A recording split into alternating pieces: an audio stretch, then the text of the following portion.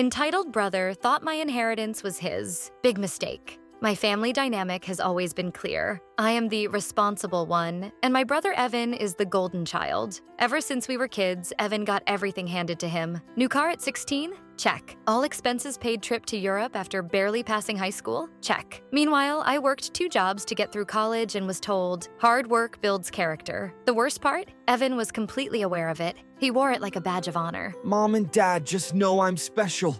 He'd say, half joking but fully believing it. Fast forward to a month ago. Our great aunt passed away. She was an amazing woman, no kids of her own, and close to us growing up. When her will was read, it turned out she had left her house, a small but beautiful 2-bedroom cottage, to me, just me. Apparently, she told my parents privately years ago that she wanted to reward the one who worked the hardest and stayed the kindest. She even wrote a personal letter to me, saying she hoped it would help me start a real life. I was stunned, cried my eyes out. Evan lost his mind. It's not fair. I'm younger. I need the help more. You already have a job. You should share the house. He ranted at the lawyer, at my parents, at me. Non-stop texts, calls, guilt trips. At first, my parents tried to mediate. Maybe you could let him live there for a while. Maybe you two could sell it and split the money.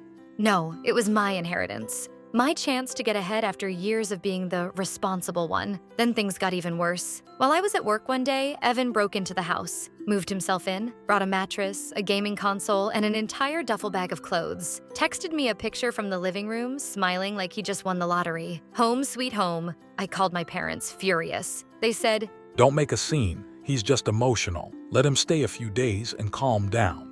Are you kidding me? I had to call the lawyer again. Apparently, because the title hadn't been fully transferred into my name yet, still in probate, kicking him out would be messy. But if I could prove he was squatting before it was legally his home, I could have him removed for trespassing.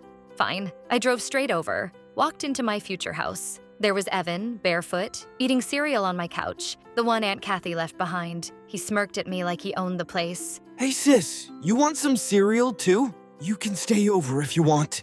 I was shaking with rage. Instead of screaming, I whipped out my phone, took photos, videos, asked him loud, clear questions. Evan, do you have legal permission to live here? Are you the property owner? He laughed and said, Not yet, but close enough. Gotcha. I sent everything to the lawyer. 2 days later, Evan got a legal notice. Vacate immediately or face criminal charges. Cue nuclear meltdown. He called me 27 times in one night. Texts like, How could you betray your own brother? You're disgusting, heartless, money-hungry.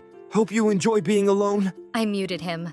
When my parents realized Evan had potentially exposed them to legal trouble because he entered illegally and they encouraged it, they panicked. They officially withdrew all support for him, financially and otherwise. And suddenly, their golden boy wasn't so golden anymore. No car payments, no rent help, no more gifts. He was on his own for the first time in his life. He lasted about 2 weeks couch surfing before he had to actually get a minimum wage job. Meanwhile, the house officially transferred to my name last week. First thing I did?